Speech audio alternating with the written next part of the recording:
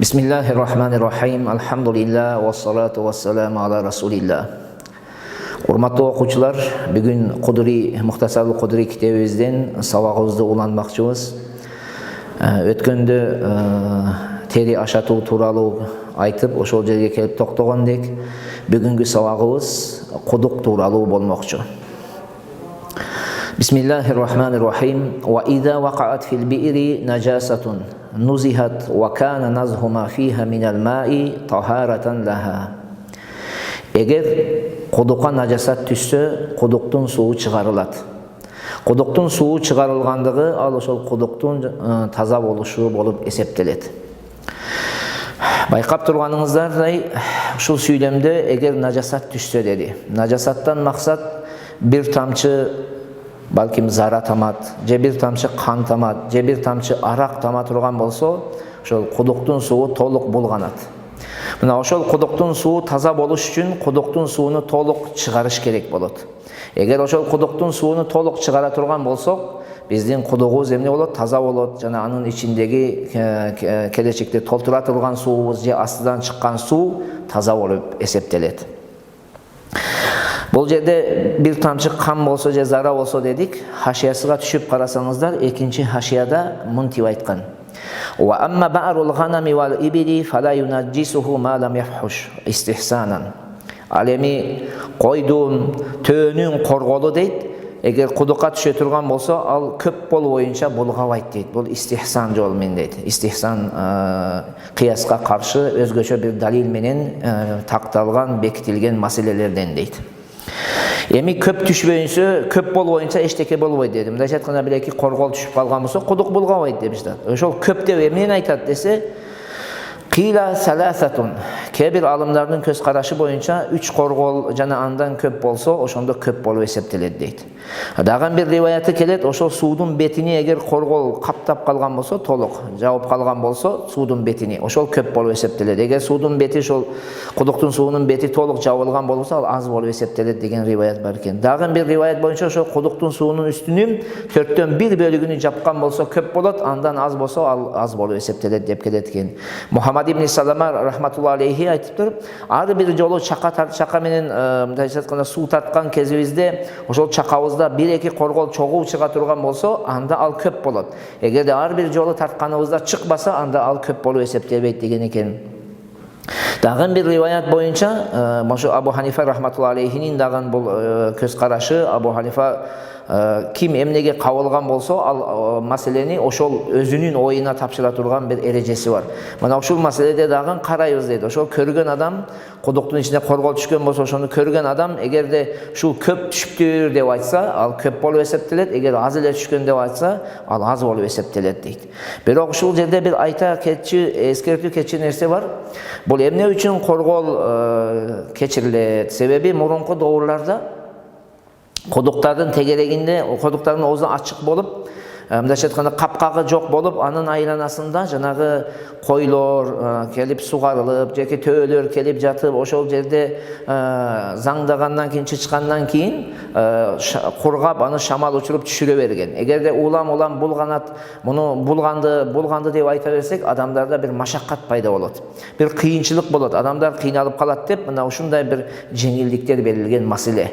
Ал эми эгерде кайсыл бир жерлерде ушул иллат жоюла турган болсо, балким азыр биздин доордагы кудуктардын үстү жабык, өзүнүн капкагы бар.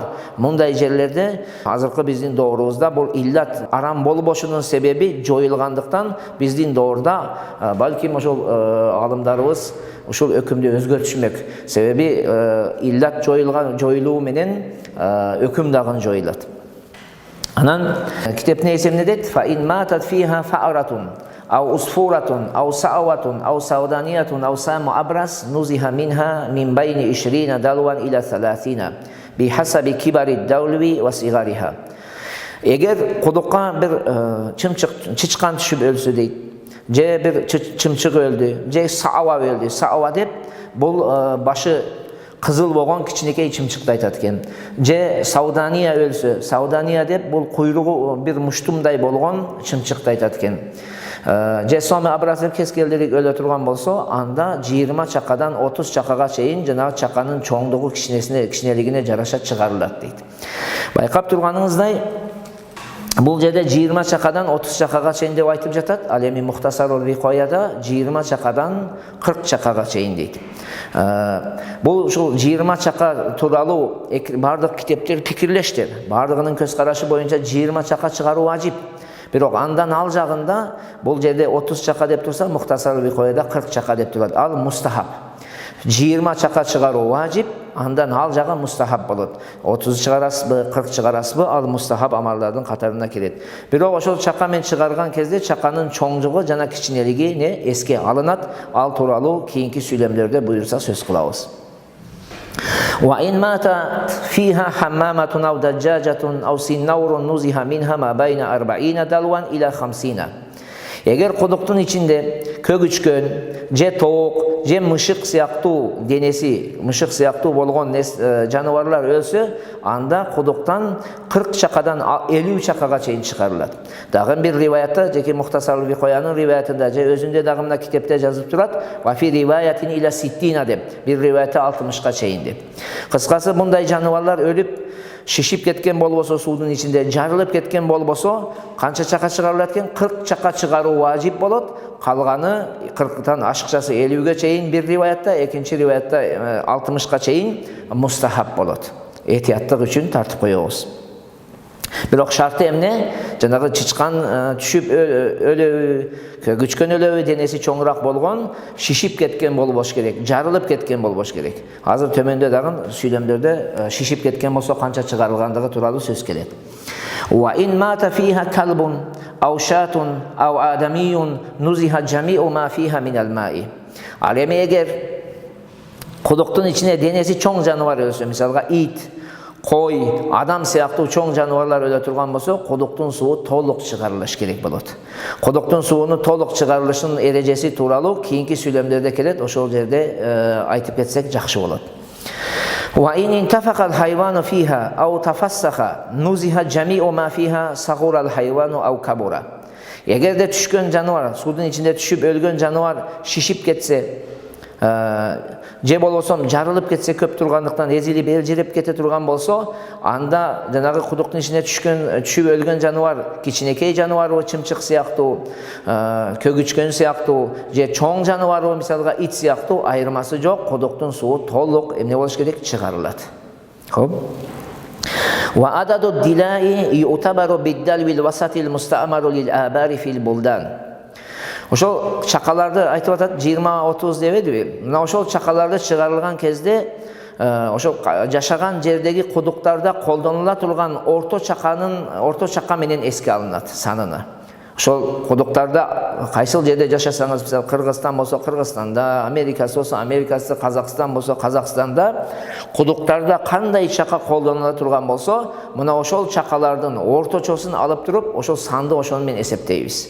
Балким кудуктарда айталы 10 литровый чака иштетилет, кээ-бир кудуктарда 8 литровый чака иштетиши мүмкүн, кээ-бирлерде 12 литровый иштетилиши мүмкүн. Эми орточосу ошондой ала турган болсо канча литрлик болот? 10 литрлик болот. Мына ошол 10 литрлик менен чыгарабыз. Мындайча айтканда 20 чака чыгар десе, анда 200 литр чыгара турган болсок, бул эмне болуп эсептелет? Толук биз ошол милдетти аткарган болуп эсептелебиз.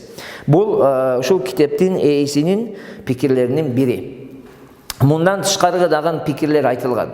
Кээ-бир алымдарыбыздын көз карашы боюнча, бир со бата турган, мындайча айтканда 3 килограмм 200-3,5 килограммнын тегерегинде суу бата турган идиш менен чыгарса деген дагы риваят келет. Кээ-бир алымдарыбыз айтат, ошол кудукта кайсыл чака иштетилсе, кудукта кандай чака иштетилсе, канча литровый, мына ошол менен чыгарыш керек дейт.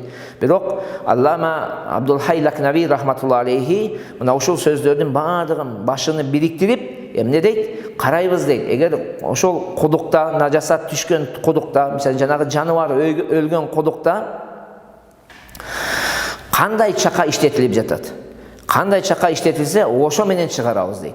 Эгерде кудукта чакасы жок, ар бир адам өзүнүн чакасы менен келип чыгарып кете, суу алып кете бере турган кудуктардан боло турган болсо, анда ошол орточо чаканы эмне кылабыз дейт? Эске алабыз. Ал биздин коомчулукта 10 литровый чака болуп эсептелет.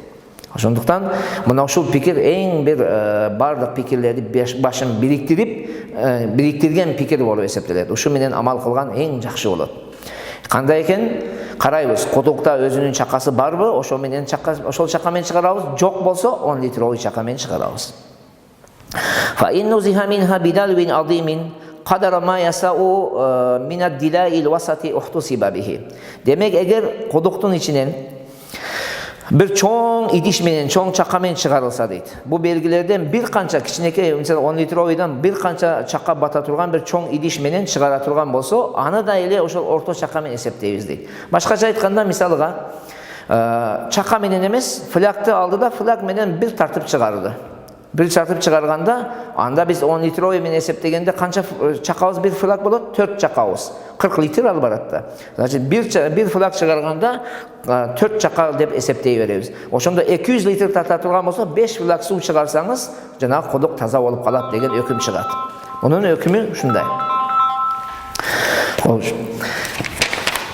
وإن كان البئر معينا لا ينزه ووجب نزه ما فيها أخرج مقدار ما فيها من الماء.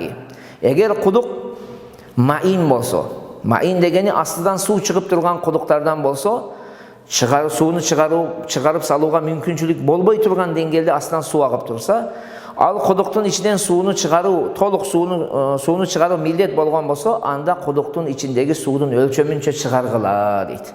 Başkaça aytkanda kuduklar iki tür bolot. Biri aslından su akıp durat. Kayrayla su çıkarsanız kayrayla su tolo veret, kayrayla su tolo veret. Al emi ikincisi je takır aslından su çıkmaydı, biz özümüz tolturgan atayın bir kuduklarımız boluşu mümkün. Je bolboson aslından su çıkat, birok жылчып çıkat. Bunu dağın toluk çıkarı alıga mümkünçülük bolot. Emi uşul ekige bölüp karayız. Eğer жанагы жылчып чыга тургандардан болсо, же болбосо өзүбүз толтура турган кудуктардан болсо, ага нажасат түшүп, анын суunu чыгаруу толук милдет болгон болсо, толук чыгаруу милдет болсо, анда толук чыгарып салабыз. Кийинки толтурган суубуз таза суу болуп эсептелет. Ал эми агер астынан жанагындай суу агып чыгып турган болсо, улуу суу агып чыгып турат. Суу тартсаңыз эле кайра толуп калат. Анын сууну кантип чыгарабыз десе, алымдарыбыз бир канча ушул тууралуу бизге өздөрүнүн нелерин айткан, ыкмаларды бизге үйрөтүп кетишкен. Кээ бир алымдардын көз карашы боюнча жанагы кудукту өлчөйбүз дейт. Мындайча айтканда айталы 1 метрге 1 квадрат болуп тереңдиги 5 метр боло турган болсо, жанына ошондой 1 квадрат кудук тереңдиги 5 метр кылып казабыз, мындан алып сууну буга куя беребиз, бул толгон кезде мунусу таза болду деп өкүм чыгарабыз деп кээ бир алымдарыбыздын көз карашы ушундай. Кээ бирлерибиздин көз карашы боюнча кичине башкараак айтат, азыр төмөндө имам Мухаммадтын дагы сөзү келет. Ал өзүнчө кээ бир имамдарыбыз айтат, бир жыгачты айталы бир рейканы алып туруп саябыз. Ошол рейка анан бир 10 чака суу дароо бир 10 чака суу тартабыз дейт. Эми 10 чака суу тартканда канча сантиметр кемиди? Айталы 10 чакада 1 метрдей кемисе. 1 метрдей кемисе кудуктун тегереги, тереңдиги 5 метр болсо, ошого жараша кылып биз эсептеп чыгарабыз. 10 чака тартканда 1 метр кемисе 5 метр боло турган болсо, биз анда 50 чака суу чыгарсак, жанагы кудук таза болот деген деп кээ бир алымдар ушундай дешет.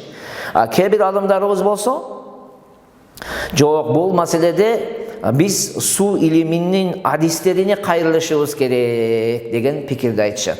Mına uşul pikir en toğra pikir bolup eseptelet. Sebebi bul Kur'an'a dagın töp kelgen bir pikirlerden. Iyık Kur'an-ı Kerim'de ulu Allah Teala mintip aytkan. A'udhu billahi mineşşeytanirracim. Fas'alu ahla zikri in kuntum la ta'lamun. Eğer sizler bir kandaydır bir meseleni bilbeseňer, anda bilgenlerden suragıla. Biz jönököy жүргөн adamlar, su iliminin adisi bolbogon adamlar biz düşüne albayız. Terengdigi 3 metr bolsa, terengdigi 5 metr bolsa, tuğrası misalga uzunun nemesi 1 kvadrat bolsa, oşoga kança kup su batat ekendigini biz bilbeybiz. Birok su iliminin alımları daroo kelip uzunluğun tuğrasını alıp terengdigini alıp oşol kuduktun içinde kança kup su bar ekendigini daroo bizge eseptep çıkarıp bere alışat. Mına oşol sebepten biz alarga kayrılgandığımız tuğra bolat. Ekincisinden kança kişi boluş gerek oşol dese, kebirler bir adam deydi. Bir hadis bolsa jetet dese, kitaplarımızda 2 hadis deydi. Bayanғы wa ashhidu zawai adli minkum, sizler özüңөрдүн arаңардан эки адилеттүүлүгүңөрдү күбө кылгыла деген аятка дагы бул маселе төп келет. Ошондуктан биз эмне кылышыбыз керек экен? Суу илиминин адистерине бул маселеде эмне кайрылсак эң туура болот. Урматтуу окуучулар, суу илиминин адисине кайрылабыз. Ошол суу илиминин адиси канча куб суу чыгар десе, ошончо куб суу чыгарсак биздин кудугубуз эмне болуп эсептелет? Таза болуп эсептелет. وعن محمد بن الحسن عن رحمة الله عليه أنه قال ينزه منها 100 دلو إلى 300. Muhammed ibn Hasan rahmetullahi aleyhi, bu bizden özümüzün mazhabtan ulu mujtahid alımlarının biri, Abu Hanife rahmetullahi aleyhinin özgöçö şakirtlerinden bolot. Bu kişi aytat 200 çakadan 300 çakaga çeyin çıkarılsa kuduk taza bolot deydi. Birok alımlarımız bu fikirdi alışkan emes. Ankeni İmam Muhammed rahmetullahi aleyhi bu özü yaşagan jerdin kuduklarına jaraşa aytkan. Ankeni bu yaşagan jerde oşol kudukların çoğunluğu misal 200 çakadan 300 çakaga çeyin su bata turgan kuduklar eken. Bu özünün eline jaraşa kılıp bu meseleni aytkan. Balkin bizdin elde, bizdeki Kırgızstanımızdaki kuduklardan nemesi su bundan köp batışı mümkün. Bundan azırak batışı mümkün. Oşoğa biz özümüzdün elge jaraşa kılıp çıkarışımız gerek. Birok en жақшы ыкма жанагы айтканыбыздай кайсыл ыкма экен? Эки суу илиминин hadisini күбө кылабыз. Ошолор кантип айтса ошого жараша чыгарабыз. Wa idha wujida fil bi'ri fa'ratun maytatun aw ghayruha ولا يدرون متى وقعت ولم تنتفخ ولم تنفسخ أعادوا صلاة 3 يوم وليلة إذا كانوا توضأوا منها وغسلوا كل شيء أصابه ماؤها. Eğer de kuduktan bir ölük çıkan tavoldu, ya başka canavar tavoldu, bir çimçik tavoldu ve başkası. Kaçan tüşköndüğün bilişbese, kaçan tüşköndüğün, kudukta çıkan tavoldu, bir o kaçan tüşköndüğün hiç kim bilbeydi, hiç kim körgen emez, kaysı saatte, kaysı günü tüşköndüğün. Emi oşol şişip ketken bolboso, jarılıp ketken bolboso, anda eğer oşol kuduktun suudan darat alışkan bolso, bir tünükündük namazdı kayra başıdan okuşat. Eğer oşol 24 saatin içinde aytalı, 5 vakt namazga oşol kuduktun suudan tartıp alıp durup darat alışkan bolsa, oşol 5 vakt namazda emne kılışat? Kayra kaytarışat. Jana oşol kuduktun suudan suu kaysıl bir nersege тийген bolsa, balkim oşol bir kiyim juvuşkan bu oşol menen, idiş ayak juvuşkan bu, aytor emnege kaysıl jerge anın suu тийген bolsa, al nerseleri dagın kayra başıdan juvuşat deydi. Birok wa in intafaqat aw tafassahat aadu salata 3 ayyamin ve layaliha fi qawli Abi Hanifata. Alemi eğer janağı tavılgan çıçkan şişip ketken bolsa, je jarılıp ketken bolsa, anda 3 tünükündük namazdı kayra başıdan okuş millet bolot. Bul Abu Hanife rahmetullahi aleyhinin emnesi boyunca, köz karaşı boyunca. Ve qala Abu Yusuf ve Muhammedin rahimahumullahu taala laysa aleyhim i'adatu şey'in hatta yetahaqqaqu mata vaqa'at. Abu Yusuf menen İmam Muhammed'ların köz karaşı boyunca kaçan tüşköndüğü dana anık bol boyunca hiç nerseni kayra başıdan kaytarуу millet emes deydi. Başkaça aytkanda, bul iki imamның köz karaşı boyunca bugün saat 5'te tapkan bolsak, mına uşul saat 5'ten keyin anan kuduktun suvu bulgandı degen öküm çıgat. Ağa çeyin hiç nerseni ne kılbaydı? Kaytarılbaydı. Mına ibadat meselesinde, urmatlı musulman bir toğandar, urmatlı okuçular, ibadat meselesinde biz Abu Hanifa'nın sözünü alabız. Bul ehtiyattık. Oşon üçün Abu Hanifa'nın köz karaşı boyunca emne eken, eğer de şişip ketken bol bolsa, najasatты taptık, çıçkandı taptık, kaçan tüşköndüğün bilbesek, şişip ketken bol bolsa, 24 saatin içinde emnege koldoğan bolsa, oşolodu baştan çuvup kayra kaytarabız. Al emne şişip ketken bolsa, 3 tünükündükti kaytarabız. Albette ki bir kitaptır, Abu Hanife rahmetullahi aleyhinin şakirtlerinin sözüne dağın fatva berişken. Al dağın özümüzün mazhabtın fiqh kitaplarında kelgen. Ve su'urul adami ve ma yu'kalu lahmuhu tahirun. Kitaptın neyse kuduktun temasının bayanda bütkönden keyin keşik temasına öttü. Keşiktin temasına. Engin algaç ne dedi? Ve surul adami ve ma yu'kalu lahmuhu tahirun. Adamның keşigi, jana eti jeyle turgan janavarlardan keşigi taza.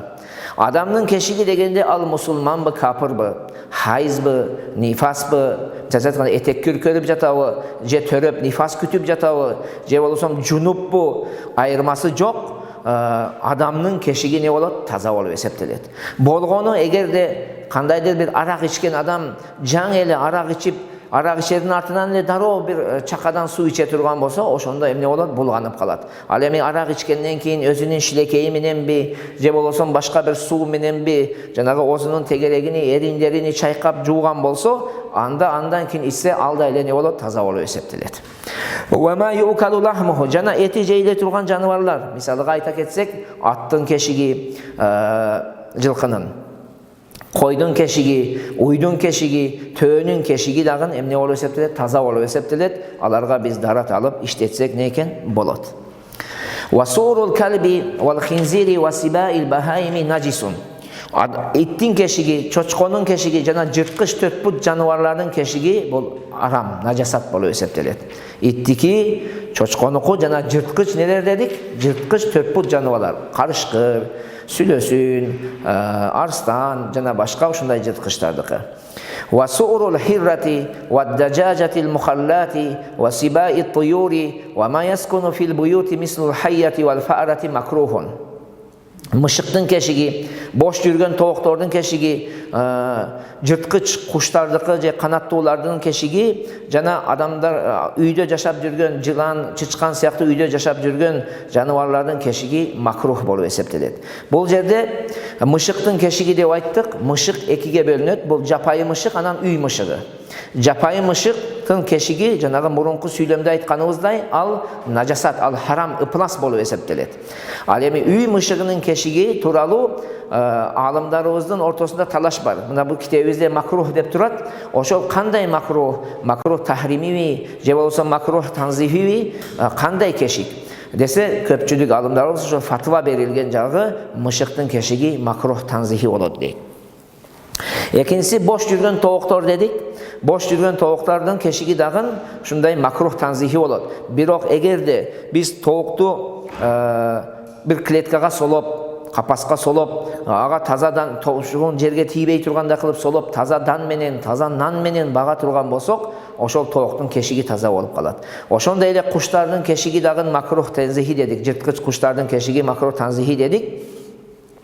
Эгерде жырткыч кушту дагы мисалга бүркүттү алып, клеткага солоп, жанагы нажасат, арам нерселерни жедирбей, таза эт менен эгер бага турган болсоңуз, анын кешиги дагы таза болот, ал дагы даратка жарактуу болот. Жана эмне дедик? Үйдө чычкан сыяктуу жашап жүргөн жаныбарлардын кешиги дагы не? Макрух болуп эсептелет.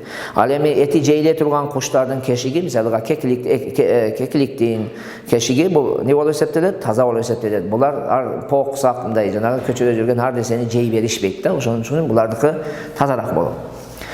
Васурул химари вал багли машкукун. Эшек менен качырдын кешиги шектүү дейт. Уламалардын ортосунда эмнесинде шек бар экендиги тууралуу талаш бар, кайчы пикир бар. Кээ бир алымдардын көз карашы боюнча ошол суу тазабы, таза эмеспи деген неме бар. Кээ бирлери таза десе, кээ бирлери таза эмес, ушундай шек бар дейт.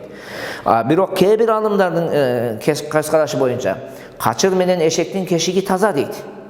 Таза болгону аны менен дарат алсак, ошол биздин даратыбыз дарат болуп эсептелеби, бизди тазалайбы, тазалабайбы деген шек бар дейт. Мына ушул туурараак, урматтуу окуучулар.